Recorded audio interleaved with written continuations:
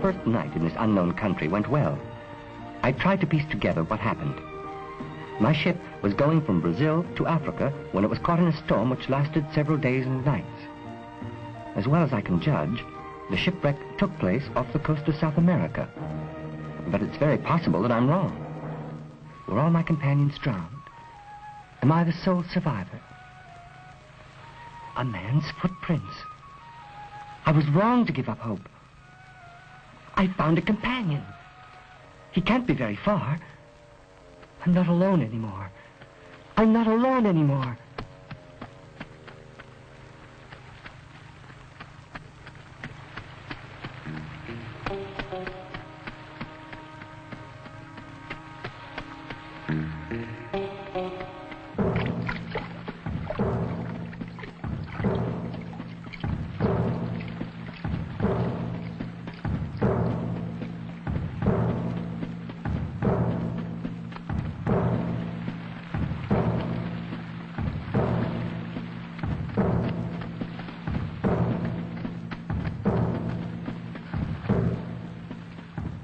This is no time to lose my knife. The man may be a savage, who knows?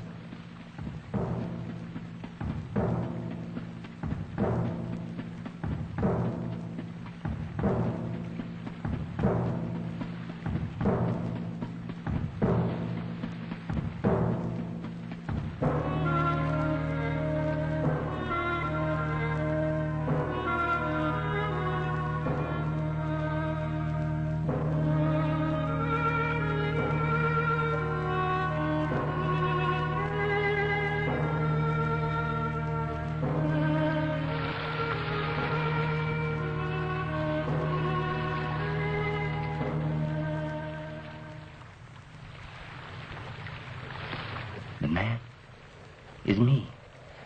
I've been walking since dawn. I've found the tracks of my own footprints.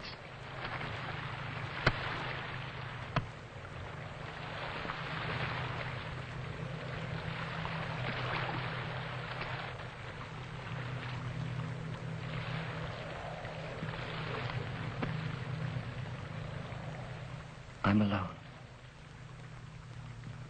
Not one sailor from the Esmeralda has survived. This country is uninhabited. How long will I have to wait for a ship to save me? A thought occurs to me. I must find out right away. By climbing. By climbing as high as possible.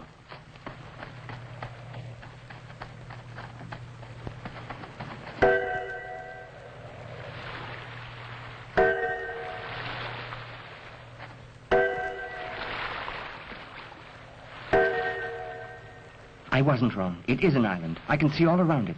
Not a single trace of human beings. A desert island. I had set out to conquer the ocean, and it is the ocean which has made me a prisoner.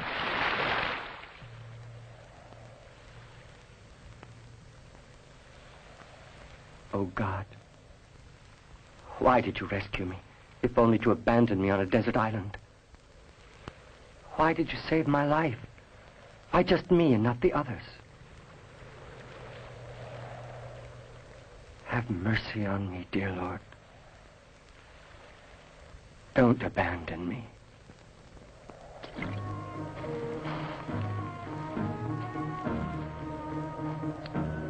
A few shreds of tobacco, my entire fortune. Might as well die of hunger right away. This solitude is maddening. I'm going to try to make a fire anyway. I'm not cold. I have nothing to cook. But if a ship passes, I've got to be able to attract its attention. From afar, flames and smoke are the most visible things. My only chance to leave this island.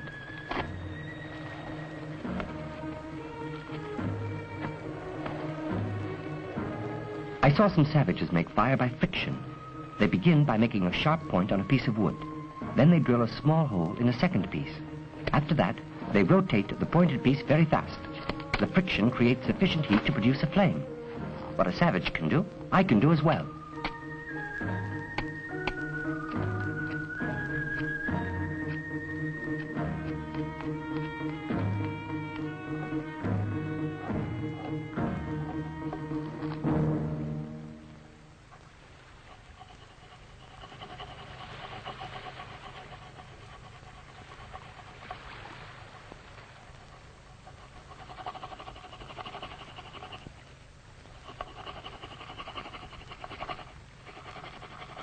But a civilized man without a flint is less than a savage.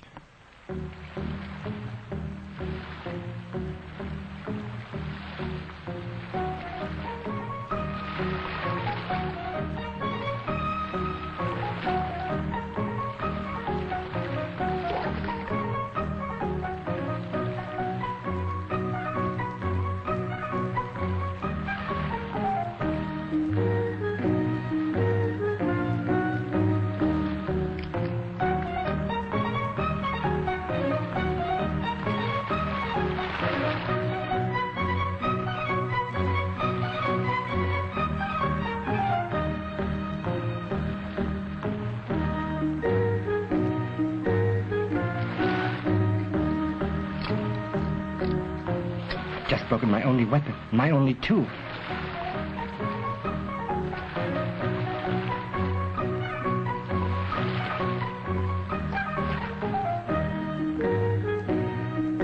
I don't know what I'm doing anymore.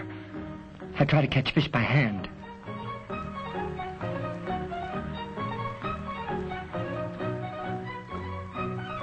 Another failure. I mustn't let these failures defeat me.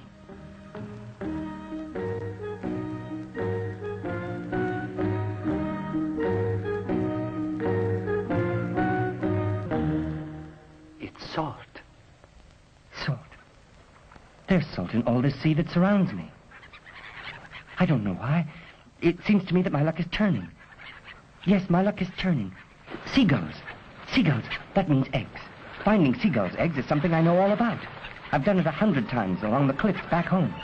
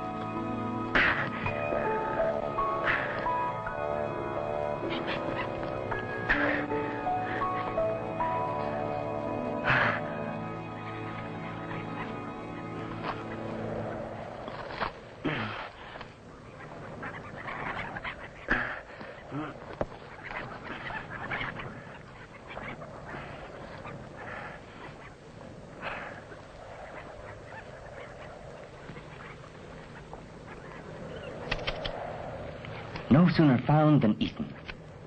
Somehow it reminds me of my childhood.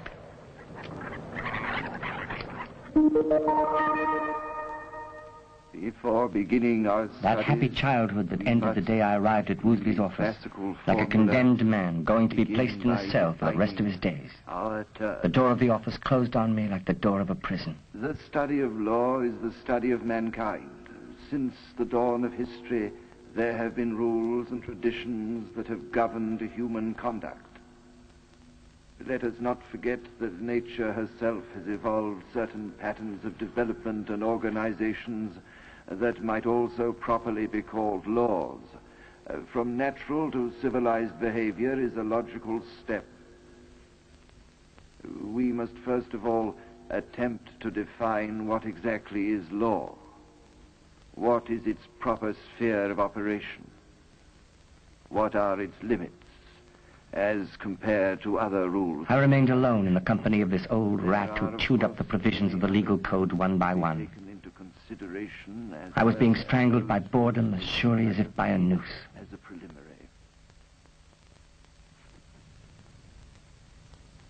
We must also try to discover the true sources of the rules of which law is composed. Custom... If I had had any idea that one day I would be so unhappy, studying at Woosley's would have seemed like paradise. But then, I thought only of escaping. Consequently, what are the divisions of which the principle is the distinction between private law and public law? The last one cited, public law, is subdivided in turn into national law and...